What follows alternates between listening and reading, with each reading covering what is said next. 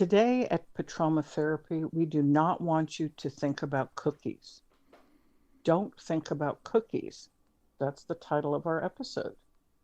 We hope you enjoyed listening to what we had to say about statues and icons. We have a couple more episodes coming up during the season 2. We'll be talking about some wise words and about TV time. So I'm having some Lavazza coffee with a little bit of milk in it. How are you today? I'm very determined to record this episode, and I'm glad we finally managed to begin. And I'm also kind of proud of us. We've been such two tough cookies since the beginning of the quarantine. Yes, yes. Well, on the cover shot, you will see um, some Mexican or Latin American, some of them are Salvadorian cookies from a panderia, which is in Spanish, pan is the word for bread. So pan dulce means sweet bread. So I remember as I was growing up in San Antonio, uh, my grandparents, I would sometimes go stay with them. And then after we went to mass at this huge cathedral, we would go to a panderia and pick out some nice little cookies and sweets and bring them home. And I would have maybe hot chocolate, they would have coffee. So I have very fond memories of cookies. How about you? What's your cookie? What's in your cookie memory? Not much, not much. But recently when we've discussed a cookie or recipe or something like that, I was particularly depressed a few days after that. And somehow Why? I felt particularly sad. And all I had was bananas and chocolates and what was it? Oh, oatmeal. So I decided why not give it a try and come up with a recipe that maybe somebody else like. After all, Oh, so I you made a make cookie. Actually, I made cookies, like 9 or 8. I don't remember how much was it, how many. And basically, you mash the bananas, put in some oats, and then crush the chocolate bar you have, just in order to have some chocolate chips, and mix it all in, and that's a triad. did you use any, what did you use to for rising? Did you use any baking soda or powder? I didn't have anything. It's a triad: Well, were they bananas, banana, banana, oatmeal, and chocolate chips. chocolate? Hmm. And you only made 8. Wow. It wasn't the oatmeal. It was just half cup rolled oats. Yeah, well, I mean, well, in the US we call it oatmeal. Yeah. And there's two different types of oatmeal. There's steel cut oats, which they're a little bit harder and they are cut into like little tiny hard squares. And that's how they eat oatmeal in Ireland. And then they have rolled oats, but we call the general category oatmeal. So good, you had some cookies. Yeah, that was Well, very very base recipe, and so it wasn't something complicated. I thought why not? since we're in the season of autumn, and in the pandemic, there are a lot of stores and businesses that have closed, but there are some that are still open and they're eager to get our money for the holidays. So I was at a store the other day and I love these German cookies. I love German cookies. I believe that when you go to heaven, all the things you love will be there. I'm pretty sure these cookies will be there. So I went through this one store and they started bringing in their merchandise for the Christmas holidays. And my father used to always get these Pfeffernussen, these like it's a white hard shell of sugar on top of a gingerbread, and some like these iced gingerbread cookies. So I bought a box of those, and I was so happy. I had a friend come over. We had some coffee and a couple cookies, and I don't know. I felt so good. It was great. It was like ice cream in the summer, Huh. cookies in the winter. Well, I you think that while you've mentioned the pandemic and many people are spending, their quarantine time in their houses, in their homes, and maybe we should share quarantine baking successes or recipes. Okay, yeah. Like what are some things that we're doing that's working? Like what's right about this? What's right about what?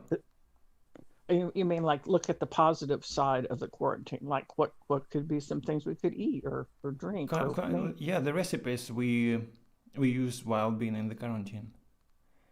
That sounds like a good idea.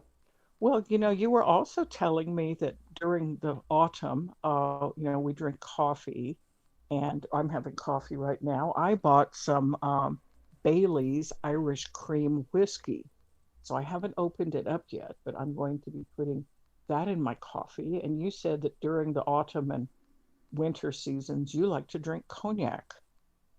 Especially cognac, yeah. But yesterday I tried beer. I haven't had a beer for like 6 months, and I rediscovered it the other day, and it was great. You just had one beer and it was Yeah, great, just just a one one. bottle of beer, and but it felt like it was a six pack. It was great. Yeah, Good, they good. seem. Well, Yeah, don't think about cookies is also related to this psychological phenomenon of the elephant in the room. Like they say, sometimes families or people will get together and there's a topic that everybody knows about, like, the uncle is an alcoholic or the sister is having an affair or some sort of taboo topic. And it's like an elephant being in the room. Everyone knows it's there, but no one talks about it. So we're kind of making a play on word. Don't think about cookies because as soon as anybody mentions cookies, I mean that's all you want. Um, that's all I want is I just want cookies. But during this pandemic, people are rethinking their families, their friends. Can they travel? Can they not travel? There's certain topics that no one wants to talk about, and I think there's a lot of pressure on people and on relationships and on families. But we're coping here with Patroma therapy. We're also drinking. We're eating cookies. We're making cookies and sharing recipes. yeah. Do you have any holiday cooking that your mother or grandmother or aunt or somebody used to make when you were growing up? Any special things that they eat in Russia? No, no. I'm not of a baker. I'm not much of a baker, but you know that pancakes, that little, very like thin pancakes. I don't know how you call them in the U.S. That's like the traditional baking I loved in my childhood, and that's traditional baking in Russia, baking like product or whatever. I Well, don't I know how to yeah, I call think them. that Maybe you've seen them. okay. Yes, in France they call them crepes, crepes, Uh-huh. crepes. And my mother used to make crepes Suzette, super thin. Then you can roll them and put jam in them or cheese. Or my mother used to put Grand Marnier on them and then light them on fire, like you throw a match on them. And like she was the hostess with the mostest. But yeah, we have. They also call them blintz, crepes, or very thin pancakes. Did you Are call? they eaten? Did you say Go ahead. blins? Because that was very much like we call them here in Russia. It's called blini, and No, I didn't know what they're called. Bellini?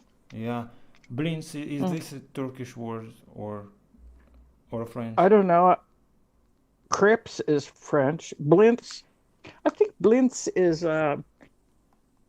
something like Norwegian or Polish or someplace up in one of those cold areas. Like maybe it traveled, maybe up there where it's cold, they call them blintzes. I'm not really sure, but if you went to a restaurant in Dallas and you wanted to have that, it would probably be on the menu as a blitz, and you Mm. would get it with cheese in it, and then you can choose what kind of jam or jelly you Yeah, want on they it. gotta be very thin, and they usually with flour pancake. Like but you may fold them to form some kind of a casing, and you can fill it in with jam or honey or I don't know which suits you. I know I was in Portland, Oregon, and I went to a Norwegian restaurant, and they have these things called ebbelskivers, and it's kind of like imagine a small fist of like a kid, a child, like about the size of a fist, and they're like kind of like a donut, but there's no hole in them.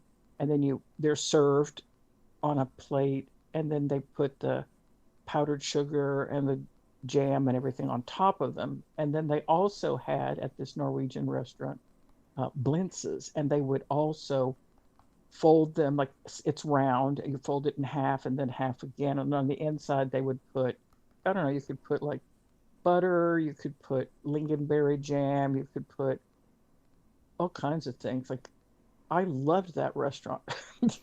Do I you know, felt happy just walking in there. since we're speaking about blins, I mentioned I don't know if you ever heard this word piroshki. It's also like Russian traditional food, and maybe they serve it in the U.S.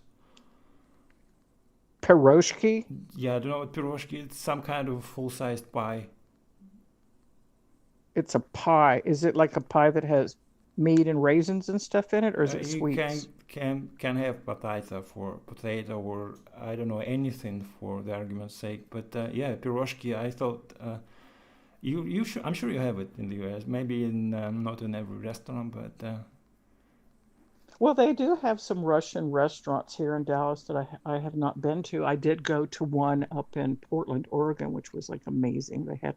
We went during a tea time, so it was kind of like their happy hour time, and all their entrees were half off. So we just got all kinds of like great little teas and drinks and little meatball stew things. And I don't know, we had all kinds of things.